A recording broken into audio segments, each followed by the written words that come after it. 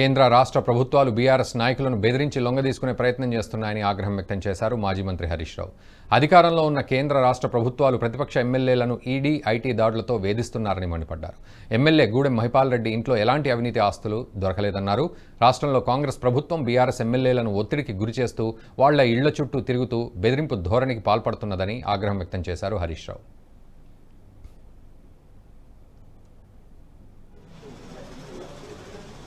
దాడులు జరిగిన నేపథ్యంలో వారిని కలవడానికి, మాట్లాడడానికి రావడం జరిగింది. అధికారంలో ఉన్న రాష్ట్ర ప్రభుత్వాలు ప్రతిపక్ష నాయకులను, ప్రతిపక్ష శాసనసభ్యులను టార్గెట్గా చేసి వేధించే కార్యక్రమానికి పాల్పడుతూ ఉన్నారు. ఇప్పుడే మేము మహిపాల్ రెడ్డి గారితో మాట్లాడితే కనీసం ఇంట్లో డబ్బు కానీ, బంగారం కానీ, ఎలాంటి వస్తువులు కానీ ఇంట్లో ఒకటి కూడా అక్రమంగా దొరికింది ఏమీ లేదు. ఏది ఉన్నా ఐటీ రిటర్న్స్తో బాజాబ్తా అన్ని క్లియర్గా స్పష్టంగా ఉన్నాయి తప్ప ఒక్క తప్పు కూడా లేదు. అయినా ఎందుకు దాడులు చేస్తున్నట్టు? కేవలం భయభ్రాంతులకు గురి చేయడం, దొంగ తీసుకునే ప్రయత్నం చేయడం. ఒకవైపు రాష్ట్ర ప్రభుత్వం అక్రమ కేసులు పెట్టి ప్రతిపక్ష శాసనసభ్యులను పార్టీలోకి తీసుకోవడానికి మరి ఈరోజు రాష్ట్రంలో కాంగ్రెస్ ప్రభుత్వం చేస్తా ఉంది.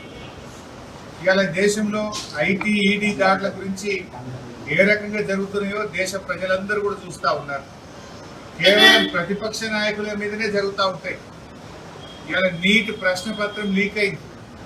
దేశంలో 24 లక్షల మంది వైద్య విద్య కోసం పరీక్ష రాస్తే ఆ పరీక్ష ప్రశ్నపత్రం అంగట్లో సరికైపోయింది.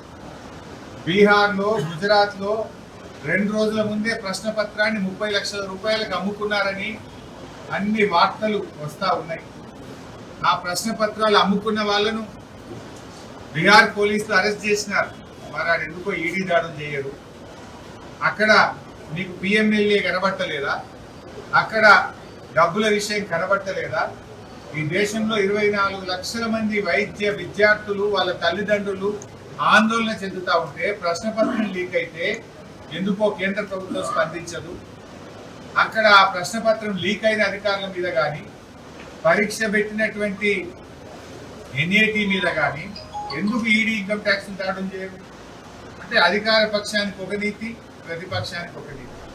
ప్రతిపక్షాల మీద అక్రమ కేసులు పెట్టడం, లొంగ తీసుకునే ప్రయత్నం చేయడం ఈరోజు జరుగుతూ ఉంది. ఎందుకు నీట్ ప్రశ్నపత్రం మీద ఈరోజు కేంద్ర ప్రభుత్వం స్పందించదు? ఈ వీడియో మీకు నచ్చినట్టయితే లైక్ చేయండి, 10 మందికి షేర్ చేయండి. అలాగే కామెంట్ల రూపంలో మీ అభిప్రాయాలను మాతో పంచుకోండి. Nationalist hub group of channels ను సబ్స్క్రైబ్ చేసుకుని తెలుగునాట జాతీయవాద జర్నలిజాన్ని ప్రోత్సహించండి. ఈ వీడియో కింద ఉన్న బెల్ ఐకాన్ పై క్లిక్ చేయడం మర్చిపోవద్దు.